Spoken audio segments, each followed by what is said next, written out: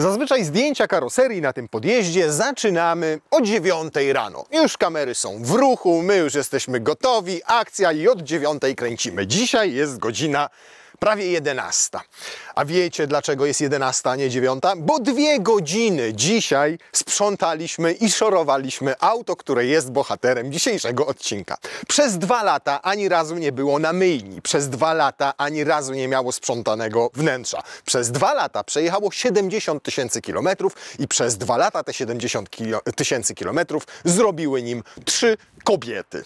Żona i 2 córki. Przed Państwem Lexus UX 250h, przetyrany życiem.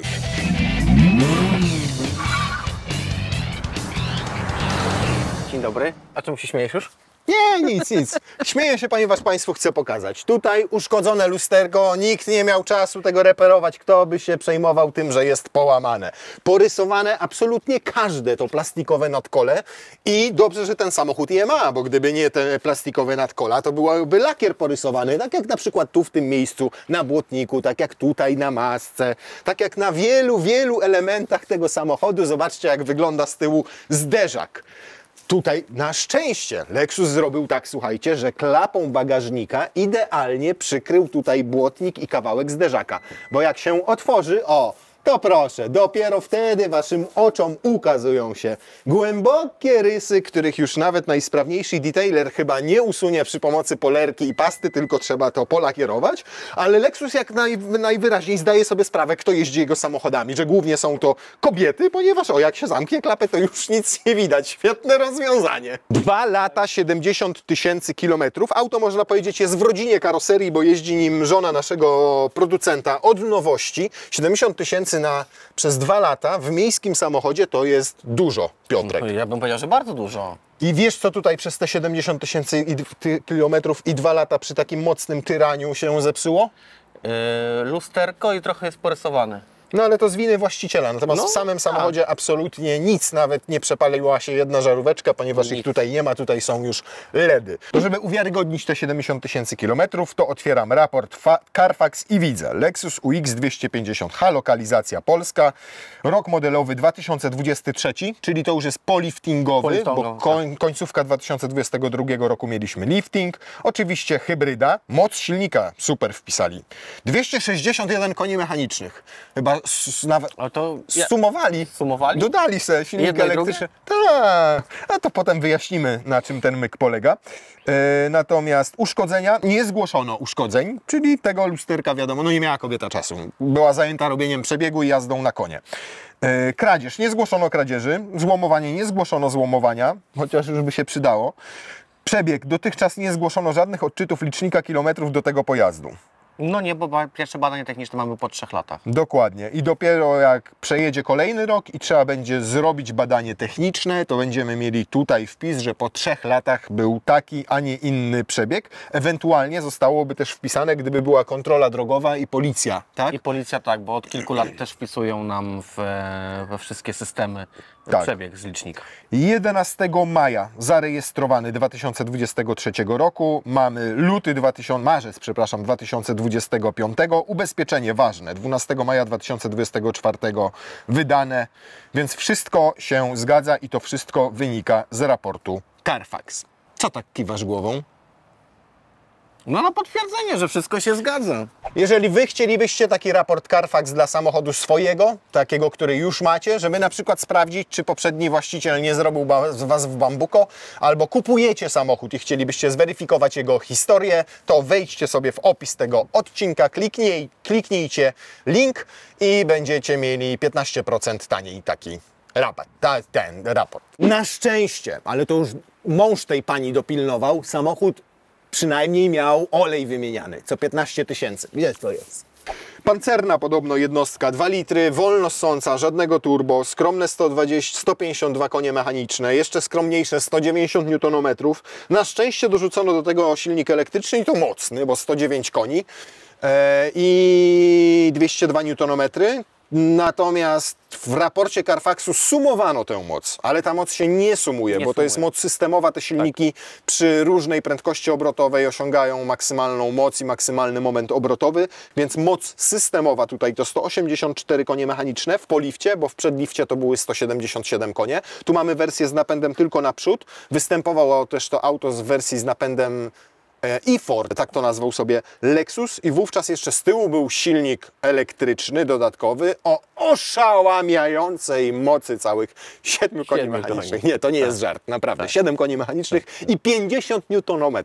No ale sam Lexus mówił, że to jest miejskie auto, więc zadaniem tego silnika było... To raczej miało wspomagać jazdę, a nie wyciągać ten samochód z błota, czy z jakichś takich trudnych sytuacji, bo raczej byś się tam Ja myślę, że to miało za zadanie przede wszystkim móc nim wyjechać z miejsca parkingowego, gdy w nocy spadło dużo śniegu. O, na przykład. Dobrze, teraz zamieniam się ja w Tak jak słuch, powiedziałem, przepraszam. wracamy z powrotem do samochodów japońskich, czyli samochodów, które no, konstrukcyjnie są, można powiedzieć, przemyślane, mniej się psują, a przede wszystkim to dlatego, że Toyota zaleca wymianę oleju, uwaga, co 15 000. A nie co 30, A nie 45 co 30, albo i 50. 40 i tak dalej, nie robią sobie long life'ów i tak dalej. Więc gdyby większość marek stosowała 15 000 w swoich samochodach, czy to była grupa Volkswagena, czy grupa PSA, nie byłoby takich problemów, jakie są. Teraz do tej pory on ma 70, więc był wymieniany już ile razy? 4, tak? A normalnie byśmy wymienili go raz. I potem dziw, że coś się dzieje w motorze. Także tutaj... No teraz w sumie mi to uświadomiłeś. Normalnie w wielu markach bylibyśmy dopiero po jednej wymianie oleju. Tak? A tutaj już był 4 razy wymieniony i zbliża się 5. wymiana. Po 15, po 30, po 405, po 60, ma 70 000, to zaraz będzie kolejna 5. wymiana. Tak. Nie? Osprzęt, bo sprzętu tutaj generalnie nie ma. Nie ma klasycznego rozrusznika, nie ma turbosprężarki, nie ma tutaj sprzęgła de facto, więc co tak wzruszasz ramionami? Wlewasz spryskiwacz, wlewasz paliwo. A czy płyn wlewasz do spryskiwacza? No, płyn do spryskiwacza, ewentualnie do kierunkowskazów i jeździsz. A dobrze, to zawieszenie. Na pewno w zawieszeniu coś się psuje, Piotrek. Nie.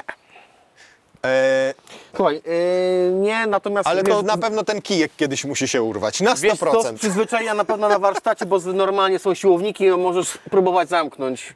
Się wtedy może zgiąć. Nie, widzisz, zawieszeniowo też nie. Nie mamy tutaj żadnego adaptacyjnego zawieszenia. Tu jest klasyczny amortyzator, z przodu kolumna MacPhersona, z tyłu wielowahacz.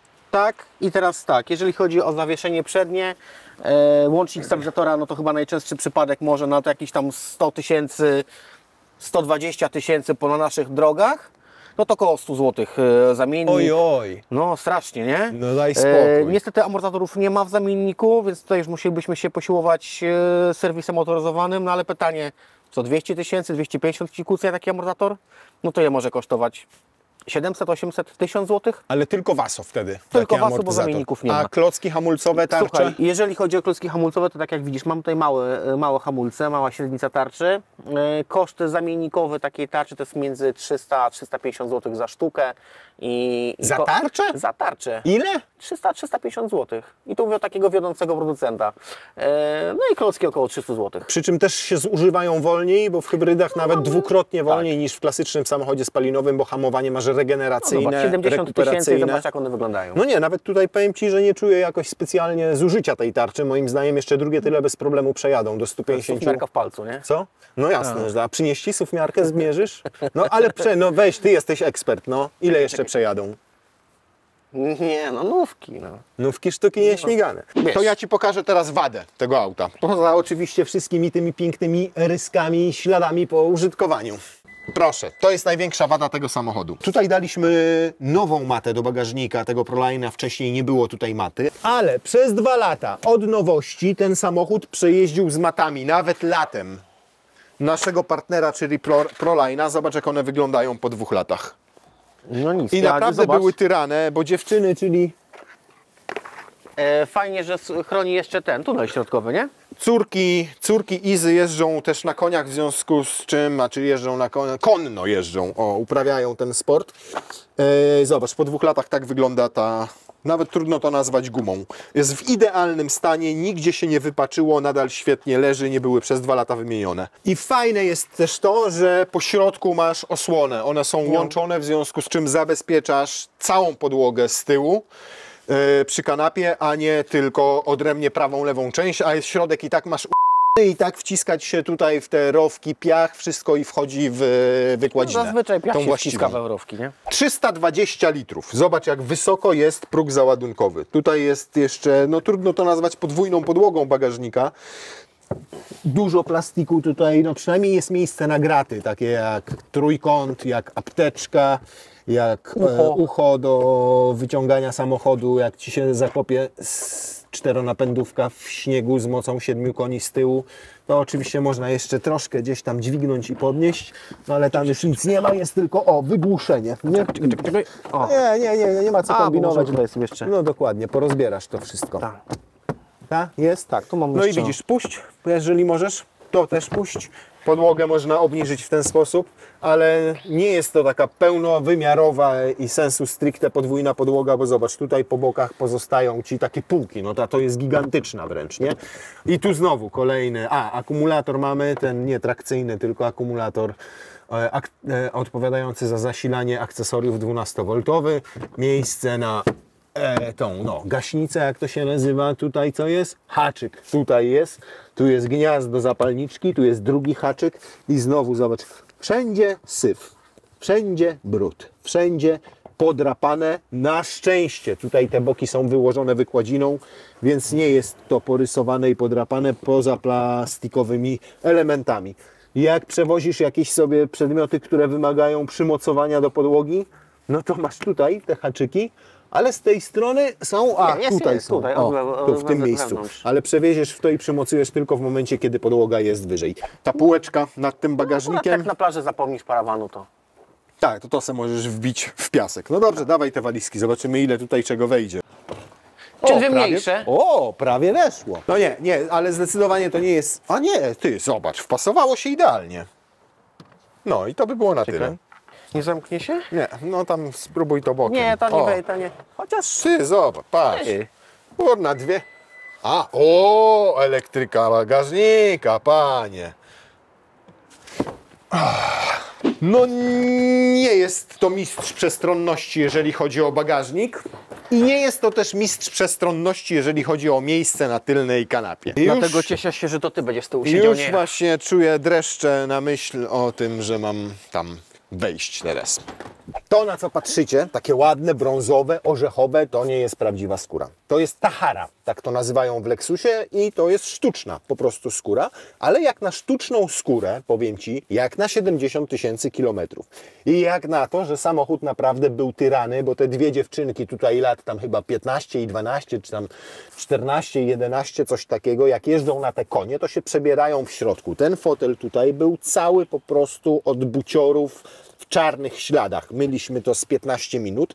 Jeszcze tutaj gdzieniegdzie pozostały te ślady, ale zobaczcie, mimo to po doczyszczeniu to wygląda po prostu dobrze. Ty, to jest Ty nie 70... ściemnie, tylko siadaj tutaj. To jest 70 cwany tysięcy, jesteś. 70 000 kilometrów i 2 lata. I naprawdę ona nie jest wygnieciona, nie jest popękana. Już naprawdę po takim czasie i tak intensywnie użytkowana, miałaby prawo wyglądać na zniszczoną, a wcale tak nie jest. Ty, przecież kurna, ty jesteś kurdupel, ja tutaj mam dosyć wygodnie na nogi. Nie, no jeżeli się jest twojej postury, to rzeczywiście za tobą jeszcze ktoś usiądzie, a dzieciak taki do 1,60 m to będzie miał wygodnie.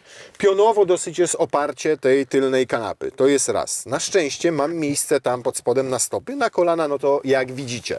Ale gdybym ja usiadł tam z przodu, to ty tutaj miałbyś już... Ja bym nie usiadł. To już miałbyś problem.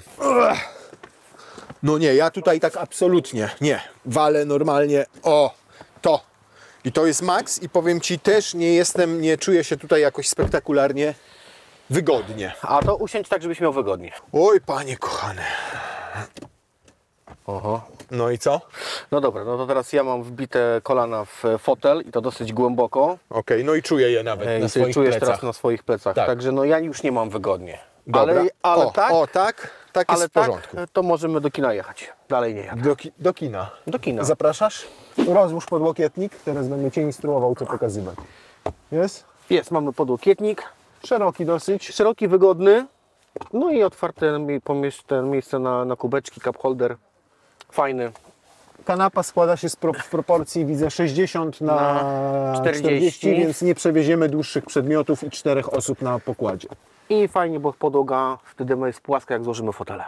Tak, pod warunkiem, że tam półeczka jest umieszczona wyżej, a nie osadzona niżej. A nie ten. Nie ma trzeciej strefy klimatyzacji, ale są nawiewy. Jest tam jakieś gniazdko USB-C, Tak, chociaż jedno. mamy 2 USB-C gniazdka, ale jest jedna rzecz, której tutaj zauważyłem, jest tylko jedna kieszeń. Tak, tylko w drzwiach pasażera, a nie ma kieszeni. Nie w drzwiach pasażera, tylko w fotelu, bo tak. w drzwiach nie mamy żadnej kieszeni, ani na kubeczek, ani na kurczę, słuchaj, nie wiem, rzucić nawet klucze czy coś, nie ma nic, jest tylko tutaj ta jedna kieszeń. I znowu tutaj zwrócę jeszcze uwagę na ślady zużycia, których we wnętrzu, w przeciwieństwie do karoserii i do lakieru, nie widać, bo zobacz, jak wygląda kierownica. Idealnie po tych 70 000 kilometrów. Fotel, ciągle powtarzam, ta sztuczna skóra i zobacz, że tutaj nigdzie nie ma zagniecenia, nigdzie nie ma fałdy, ona się zachowuje lepiej niż prawdziwa skóra. Nic nie jest wytarte, nigdzie nie wyszła nam, nie została farba wytarta i nic nie prześwituje. Wygląda to naprawdę fajnie. Można czepiać się takich detali, jak to zostało uszyte w niektórych miejscach, na przykład tutaj, Ale wiesz, w tym miejscu. To bez przesady. Tutaj ten plastik, tutaj jest porysowany. O, to jest taki mankament, który widać, czyli ten to plastikowe wykończenie konsoli środkowej, ale z drugiej strony, przez to, wiesz, jakby to piano wyglądało tutaj? To ja nawet nie chcę wiedzieć, gdybyśmy mieli tutaj piano, jakby to wyglądało, bo ten plastik jest nieco matowy, w związku z czym zakamuflował te niedoskonałości. Tak bardzo wyraźnie tego nie widać. Boczki. No tak jak mówiłem, niewielki jest ten otwór drzwiowy, więc włożenie tutaj fotelika i potem jeszcze dzieciaka, no da się to zrobić, ale nie będzie to super komfortowe i wygodne. Jeżeli chodzi o wykończenie drzwi, to tak, tu mamy miękko i tu mamy miękko, ale na przykład pod szybie jest już plastikowe, no i dół oczywiście również. Zwróćcie uwagę, nie ma żadnej kieszeni tutaj, w którą można byłoby włożyć butelkę wody czy jakiekolwiek szpargały. To jest jedyne takie miejsce, które może służyć za kieszeń, nie wiem, jak wasze dzieciaki jarają, na przykład tu fajki mogą sobie schować. Z przodu jest trochę lepiej, bo już mamy to miękkie, czyli cała ta część jest wyłożona miękkim materiałem. Tu już dłuższy ten podłokietnik, no i tu też jest skromna kieszeń na butelkę taką półlitrową wody i na jakieś pierdoły, na przykład papierosy, jeżeli wyjaracie razem ze swoimi dziećmi. No i po liftingu w końcówce 2022 roku więcej zmieniło się we wnętrzu niż na zewnątrz, bo na zewnątrz to tam troszeczkę wypełnienie reflektorów i lamp, gdzieś tam jakieś ledziki dołożone, listwę świetlną, grill troszkę ten typowy dla Lexusa, a tutaj przede wszystkim, mój drogi, końcówka 2022 roku. I Lexus wpadł na zajebisty pomysł, że wreszcie ekran dotykowy zastosuje. Po tylu latach. 18 lat po innych producentach. Nie no, 18 może nie, ale trochę im zajęło dojrzenie do tej decyzji, że warto zrobić coś, co będzie się klikało i działało, bo wcześniej był tutaj taki duży pad, tutaj były jeszcze w podłokietnik wbudowane pokrętła i przyciski, żeby można było zmieniać stacje radiowe, zwiększać, zmniejszać głośność i tak dalej, a teraz zastąpiono po tym liftingu ten pad tutaj przyciskami do włączania ogrzewania foteli albo ogrzewania kierownicy, a można nawet mieć wersję z wentylowanymi tymi fotelami, kiedy jest naturalna skóra i są perforowane. I tutaj są wówczas wypełnione też te zaślepki takimi przyciskami. Co ja lubię i co jest fajne i naprawdę dobrze to działa, to można sobie ustawić ogrzewanie foteli i ogrzewanie kierownicy w auto. Podświetla wtedy auto i faktycznie jak masz chłodniejszy dzień, jak wewnątrz jest temperatura kilku stopni, czy nawet kilkunastu stopni, to on Ci ustawia domyślnie podgrzewanie kierownicy i fotela i potem je na przykład zmniejsza. Jak już jest ciepło, to on je wyłącza. Jak wsiadasz, to są włączone na maksa albo na drugim położeniu, czy tam na pierwszym, zależnie od tego, jak niska jest temperatura. Fajne jest to, że pomimo zastosowania ekranu dotykowego pozostawiono na przykład przyciski do klimatyzacji i to działa tak, jak działać powinno. Naciskasz, zmieniasz temperaturę i takie tyle. Trochę jak w Audi, nie? Tutaj ten taki panel. Tak, ten panelik dokładnie. Podobny w Audi, nie? No to jedź pan teraz, bo jesteśmy na naszym odcinku testowym, jeżeli chodzi o zawieszenie. Co? Tylko silnemu Coś mi tam Coś mi tam silnemu kręcę. Coś silnemu. Ale silnemu to już jego kości, to już kręgosłup, jego układ kostny tak hałasuje. Stawy, słyszysz? Kolano? No mówię ci, wszystko jest u silnego. Bo tutaj w aucie niczego nie słyszysz i to zawieszenie, akurat to jest jeden z fajniej prowadzących się Lexusów. Nie wiem, czy to czujesz na kierownicy i jeżeli chodzi o zawias. No taki wiesz... On jest komfortowy, pyk w prawo, dokładnie, ale fajnie reaguje przez króciutki rozstaw osi, przez to, że samo auto ma poniżej 4,5 metra długości, a jednocześnie fajnie wybiera te nierówności ten zawias, nie? 16 cm prześwitu to też robi swoje, ma to koło gdzie się ugiąć na tej sprężynie, na tym amortyzatorze i wrażenia są po prostu jazdy takie komfortowe. Nie no słuchaj, no w tej klasie myślałem, że będzie bardziej tutaj coś, wiesz, trzeszczało i pukało, a tu faktycznie cisza, no. Ani z góry, ani z boku, nawet tutaj, wiesz, ta deska, jak wiesz, jedziemy, tu jak kolanem się rozpycham, tunel środkowy, ja tu nic nie słyszę, tak, wiesz? ale z drugiej strony tutaj masz plastik, więc jak trzymasz kolano, to czujesz, że to jest twarde. Fajnie, super jest to, bardzo mi się podoba. Nie dość, że prawdziwe przeszycie taką miedzianą nicią, taki kuperek, to jednocześnie, zobacz jak to wygląda, wręcz widać na tym, włókna jakby to takie. było tak, dokładnie tak, jakby to było z jakichś włókien zrobione i to jest tutaj na całej tej części, nawet zobacz, tam jest to miękkie. Tutaj nawet masz to wszystko miękkie, tutaj jest, przepraszam bardzo, plasticzek, ale tutaj, tam, w tym miejscu, tutaj jest miękko, dopiero tutaj zaczyna się plastik, więc jeżeli chodzi o takie wrażenia organoleptyczne materiałów... Bardzo ładnie, przyjemnie, prawda? Przyznam, I mówię, że te spasowanie też bardzo fajne. jeździliśmy XC40, która jest samochodem większym wewnątrz, ale pozycjonowanym mniej więcej w tym samym segmencie. ten sam segment. I nie była tak dobrze zrobiona. Nie miała nie. tak fajnych materiałów, nie? Nie, no Gdybyśmy właśnie porównali... chciałem się odnieść do tego, bo pamiętam, to był przedostatni nasz prawie test. No to tam wszystko, wiesz, rozpychałeś się kolany, było trzeszczało, nie? A tutaj, kurczę, no, spasowanie jest bardzo, bardzo fajne. I co mi się podoba, no to ja często zwracam uwagę, kierownica jest skórzana, ale jest bardzo mięciutka, wiesz? Fajna jest, nie jest taka twarda i ta skóra na niej nie jest taka plasticzana, tylko jest mięciutka, fajna, przyjemna kierownica w dotyku, wiesz? Ładowarka indukcyjna. Jest 2 gniazda USB-C, poza tym jeszcze jedno gniazdo USB, takie zwykłe tutaj gniazdo zapalniczki. Świetnie rozwiązany schowek moim zdaniem.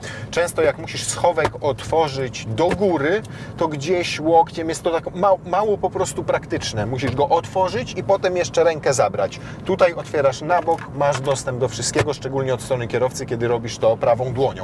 Długi do tego, no i w dobrym miejscu, mimo że nie ma regulacji wzdłużnej, nie ma regulacji na wysokość, to jest naprawdę duży, obszerny, jak na takie małe auto, nawet dosyć szeroki. Można sobie wygodnie trzymać tutaj łokieć. No z zegarami nie zaszaleli, bo są analogowo-cyfrowe. Widzisz tą lewą stronę, gdzie masz komputer pokładowy, to jest ekran. To, gdzie masz wyświetlane prędkość, też jest ekran, a po prawej stronie masz od czapy wsadzone 2 wskaźniki analogowe, czyli jeden pokazujący temperaturę silnika i drugi pokazujący poziom paliwa w baku. Może im zostało po prostu górką, naprodukowali trochę tych wskaźników i... Tak, przeszczepili też, wiesz, na przykład z LC czy z ES-a pokrętła, które mamy tutaj wbudowane w daszek nad zegarami do zmiany trybów jazdy, sport, normal, eco i z drugiej strony chyba masz wyłączanie kontroli trakcji. Sam po tym, jak wprowadzili ekran dotykowy, wreszcie też pojawił się Apple CarPlay bezprzewodowy. Szok! Nie? Natomiast później przy kolejnych liftingach, kiedy wprowadzono mocniejszą hybrydę 5. generacji, 199 koni mechanicznych, no to ten ekran też jeszcze nabrał nieco większego rozmiaru. Powiem Ci tak, no nie kupuje się u X-a emocjami, taka jest prawda, bo nie do tego ten samochód służy. Natomiast jeżeli szukasz samochodu, do którego tylko wlewasz paliwo, płyn do spryskiwaczy, jeździsz i masz całą resztę w dupie, no to jest przykład takiego samochodu dokładnie. Nie? Odwiedzasz serwis co 15 000 na szybką wymianę oleju, wypijasz kawkę, panowie w tym czasie Ci to robią, raz, dwa, trzy, godzinka, wracasz do domu, kolejne 15 000 i się absolutnie niczym nie przejmujesz. I zużywasz mało paliwa, bo przynajmniej jeżeli traktujesz to auto w takim celu, w jakim zostało stworzone, a zostało stworzone głównie do jazdy po mieście, wskazuje na to i przestronność tylnej części kabiny, i wskazuje na to bagażnik, i jego gabaryty, i plastikowe porysowane osłony na nadkolach i wtedy masz 5-6 litrów. Natomiast im szybciej jedziesz, im bardziej dynamicznie, im częściej korzystasz z tych kukuni wszystkich, 184, tym bardziej to zużycie paliwa rośnie przy naprawdę dynamicznej jeździe autostradami, kiedy nie trzymasz się zasad i reguł panujących na polskich drogach, tylko jesteś w Niemczech, no to potrafi nawet 10-11 wchłonąć. Ja nawet słyszałem, że 12,5. Ja znam takich, co i 15 potrafili zrobić, wiesz? I na jednym baku mieli zasięg 200 parę kilometrów. Idealnie, do Radomia i z powrotem. Do Radomia z powrotem. Nie wiem, puścić gaz, nie puścić, bo... Nie no, leć do 120. I teraz zrobimy mu już? O Jezu. Zobacz, ale zanim... Ty, aż mi się w głowie zakręciło. Chyba od spalin z tego diesla, który jedzie przed nami. O! I 120 proszę utrzymywać. I tak jak lecisz 120, to on jest nieźle wyciszony. Tak. Wjeżdżasz na betonową nawierzchnię, słychać od zawieszenia No, hałasy tych od opon opon bardziej potem się niż tak, tego. toczących.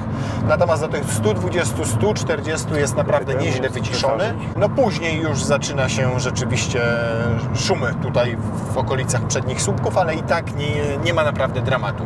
Auta w tym segmencie zazwyczaj nie są zbyt dobrze wyciszone, no bo to ciągle segment taki C, nie? No, Natomiast taki, tutaj wiesz, jest naprawdę nieźle. Nie, no nie ma tragedii. Nie, no moim zdaniem jest naprawdę bardzo... Mieliśmy gorsze samochody, które tutaj już przy tej prędkości, na tej nawierzchni. Potrafiły dawać znać o sobie. Musieliśmy troszeczkę podkręcić hałasami. nasz głos, żeby porozmawiać. Tak, tutaj jest naprawdę bardzo w porządku, tak bym to określił i powiedział. Fajną moim zdaniem ma widoczność, szczególnie tutaj przy lusterkach, gdzie one są zamocowane nie do słupka, nie tutaj na wysokości szyby, tylko do drzwi. Jednocześnie tu masz taki trójkącik i jest dobra widoczność na ukos, tak można powiedzieć. Pomimo tego, że tylnej szyby nie ma zbyt dużej, to też jest niezła ta widoczność i generalnie, mówię, w mieście ten samochód sprawdza się super. A bateria, wiesz gdzie jest w tym samochodzie? Pod silnym. A zgadza się. I to jest bateria, która nie jest litowo-jonowa, tylko jest jeszcze miedziano-wodorkowa. Zdążę, nie zdążę? Zdążysz, kurna, stary, masz tu 184 konie mechaniczne. Dobra, już, bo nam podnosisz zużycie paliwa, no. Żartowałem. Ile tam? 120, 130 jechałeś? No, Tak? plus minus. No to takie 6,5 litra, bo tam spadło jak przed tą ciężarówką zacząłeś zdejmować nogę z pedału gazu. 6,4 teraz wzrosło, więc przy 120 i tak jeszcze 130, 140 to są rozsądne wartości. Kiedy zaczynasz te 140 przekraczać i zaczynasz jechać dynamicznie i szybko, to zaczyna to iść w kierunku 10 litrów Tak, bardzo wiesz. szybko. A do tych 120, 140 to naprawdę jest rozsądnie. Jeszcze przy 120 to będzie 6,5 litra, przy 140 będzie już jakieś 7,5 litra bardziej. To nie ma tragedii, no jak wiesz. Bierz jeszcze pod uwagę, że nas jest też trzech a mamy prawie cały zbiornik paliwa, więc tutaj też wiesz. No, obciążenie robi swoje, dlatego jestem ciekaw, jak z tym obciążeniem da sobie radę od 0 do setki. Bo według producenta ta wersja przednionapędowa robi setkę w 8,5 sekundy. Ta wersja e-4, czyli czteronapędowa, z dołożonym silnikiem elektrycznym z tyłu w 8,7. No, natomiast 8,5 jak na miejskie auto to jest bardzo Gorzej dobry robi? rezultat. Z tym elektrykiem z tyłu robi gorzej? Tak, tak. No on co ci dodaje 5 koni, czy tam 7 koni mechanicznych do No, powinien osiągów? Nic. popchnąć. Ale dodaje ci kilogramów. No właśnie. No, jakby tam było, wiesz, to jak- 30 koni, to już pewnie byśmy się odepchnęli fajnie tym tyłem. Ale 7 koni cudów nie zdziała, mój No drogi. nie. Czał. O, wgnietło! 80. Już. 9,29. Mówiliśmy, że będzie 9 z przodu i jest 9 z przodu. Proszę. Ten środkowy wynik. Za to średnica zawracania petarda. Jeszcze Widziałeś miałeś to? tam metr zapasu, O, nie? tak mogłem. No. Mogę spróbować procedurę startu. No z procedurą zrób. No jak? Launch control. No. O, zobacz. No stary, no przecież urwałeś 12 setnych. Już 80, chłopie. Bardzo dobrze. 0,2 urwałeś. 9,17. No, to powiem Ci, że może poniżej tych 9 bez... Nie no, Szedł. no stary, no 200 kg jakby stąd wysiadło, to jest 15% masy samochodu. Ale ja nie wysiadam, bo nie wziąłem kurtki, zimno jest na zewnątrz. Jak ty masz cieplejszy sweterek, chcesz wysiąść? Co? No. Co, 11 na 10, nie? Ja bym mu dał 8, 8,1 mniej więcej, no. Tak jak zużycie paliwa teraz. Swoją drogą, zobacz, po 2 próbach 0,100, a nawet 0,110 tam licznikowe. Dygnęło. Pyknęło. Troszeczkę. Nie jest to samochód, tak jak powiedziałem, który budzi emocje, ale Nie. jakość wykonania i materiałów super. Rewelacyjny do miasta, poręczność, średnica zawracania, krótkie nadwozie, niewielki rozstaw osi, widoczność w środku. Świeżo wygląda z zewnątrz. Naprawdę dobrze wygląda z Nie? zewnątrz. Uważam, że naprawdę to jest ta fajna stylistyka Lexusa, która się po prostu nie starzeje. Nie? Ten samochód, nieważne czy ma 10 lat, czy ma 5 lat, czy dopiero wyjechał z salonu, dobrze wygląda i nadal moim zdaniem ta stylistyka będzie dobrze wyglądała za lat kilka. Tak, bo się po prostu nie będzie starzał tak bardzo. No. Jak jeździsz nim tak, jak się jeździ hybrydą, czyli nie gnieciesz tego pedału gazu za każdym razem, to silnik nie wyje. Teraz jedziesz te 120, słyszysz tam silnik jakikolwiek? Nie słyszysz nic. Nie. On ma tam 2000 obrotów pewnie teraz. Ile ma? Nie, no to... Gdzie? No, tam 1000... No, 2, no. No, niecałe 2000 obrotów. Więc przy przyspieszaniu dynamicznej jeździe wiadomo, że będzie te kunie słychać jakby do rzeźni właśnie się udawały. Natomiast... To tam jak musi być, zobacz. No, wady, niewielki ten bagażnik i mało praktyczny, bo nawet jak się o podłogę obniży, to po bokach zostają Ci schodki. Z tyłu nie za wiele miejsca na tej tylnej kanapie. Ale bierzemy to pod uwagę, że jeżeli jest auto miejskie, no to nie jest to bus, tylko jest to mały samochód, więc ma mało miejsca. I w bagażniku, i z tyłu. Tak. Bardziej samochód dla singla, singielki. W dodatku, Mniej więcej, w nie? dodatku Iza jeździła tym samochodem 2 lata, przejechała 70 000 kilometrów, leasing się kończy w maju i mówi, że go wykupuje z leasingu i go sobie zostawia, bo jej po prostu tak dobrze się nim jeździ. Jej i tym 2 jej córkom w zupełności wystarcza nawet ta tylna kanapa z tyłu, mają wystarczająco miejsca po przesunięciu tego fotela, żeby zmienić kuńskie buty i skopać porządnie tą Taharę. Natomiast jestem zaskoczony materiałami, tym, że ta Tahara tak dobrze się po takim przebiegu i takim intensywnym użytkowaniu zachowuje. Że nie widać na niej Nie widać podgnieceń, zużycia, nie nie? widać... No, normalna skóra w każdym samochodzie po tym okresie czasu, kiedy nie jest impregnowana, kiedy nie jest czyszczona, tu nic nie było czyszczone poza dzisiejszym dniem i to tak pobieżnie, byłaby, już nosiłaby ślady zużycia. Tu gdzieś wytarcie, tu gdzieś pęknięcie, tutaj gdzieś nawet naderwanie, wiesz jak to jest, no buty kurna tam były Mieliśmy zmieniane, nieraz nie? samochody klasy premium. No jakby to też jest klasa premium Tak, Lexus, wiesz, prawda? z anilinowaną skórą, Tak. cudami na kinie, nie? Tak. Nie? Brzydko? Tak. I już ta skóra na fotelu była popękana, ta kierownica też już było widać po niej zużycie, a tu nie widać tego. Tak. Także to też kolejny plus za ten. No i plusem też bym tutaj postawił to, że jest tani w eksploatacji. Auto idiotoodporne. Bo części tanie, tak idiotoodporny samochód. A przede wszystkim ta eksploatacja w przypadku Lexusa UX, przynajmniej 250h, absolutnie żadnych dodatkowych problemów nie nastręcza, bo ten samochód paradoksalnie jest prosty w budowie, pozbawiony wielu elementów osprzętu, jakie mają klasyczne silniki spalinowe. Nic, tutaj jeździsz, lejesz, jeździsz, po 15 000 wymieniasz olej, znowu lejesz, jeździsz, lejesz, jeździsz, dziękuję, do widzenia.